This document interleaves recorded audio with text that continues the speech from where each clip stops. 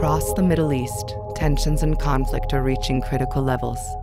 The wars in Libya, Syria, Iraq, and Yemen, all interlinked with the war against ISIS, are having a devastating human cost, largely due to continuous terrorist attacks.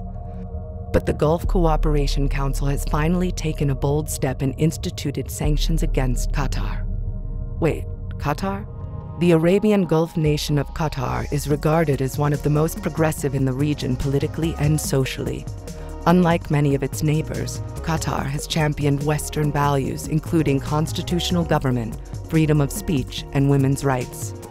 In 1999, Sheikh Hamad Al Thani approved a new constitution guaranteeing gender equality, and since then, Qatar has made significant strides, especially in education and health.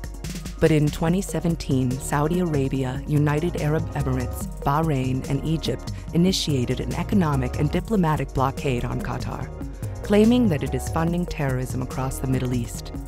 The 13-point list of demands includes the closing of the Qatari news agency Al Jazeera, severing all ties with organizations such as the Muslim Brotherhood, and drastically scaling back relations with Iran.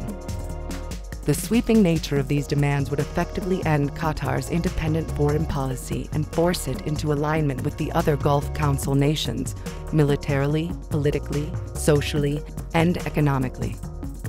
Saudi Arabia is clearly the leader of the pack in this campaign of political extortion.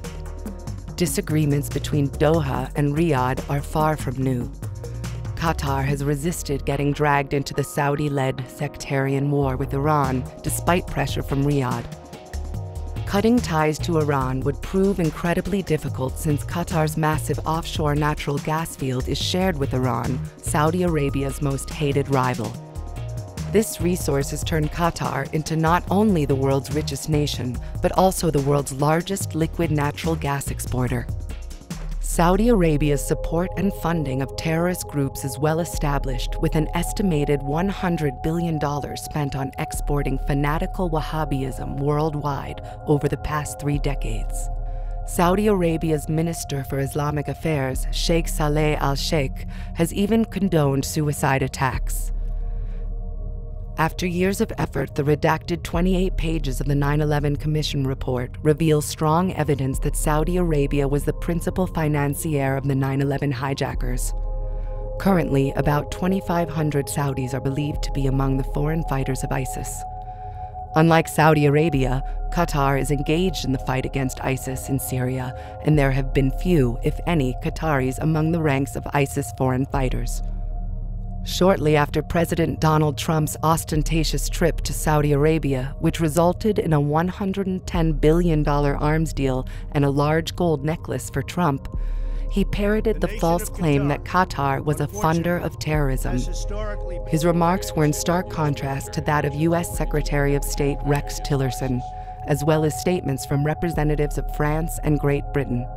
It is known that in 2015, Trump's son-in-law and foreign policy advisor Jared Kushner was negotiating with former Qatari Prime Minister Sheikh Hamad bin Jassim Al Thani to bail him out of his failed real estate investment at 666 Fifth Avenue. Al Thani ultimately pulled out of the deal, infuriating both Kushner and Trump. Could this be payback for the failed deal and the green light for a Saudi invasion and what could be a regional war with Iran? Qatar insists that the embargo is a punishment for following an independent foreign policy more sympathetic to the liberal pro-Western principles of the Arab Spring, which attempted to usher in democracy, equality, and human rights, seen as a threat to the Persian Gulf state monarchies. News channel Al Jazeera was the only major media outlet in the region spreading the truth about the uprisings, and is now the only regional outlet reporting the truth about the brutal Saudi-led war in Yemen. Qatar believes that dialogue and discussion should serve as the basis for resolving international conflicts and has been consistent in calling for peaceful dialogue as the only means to end the current crisis.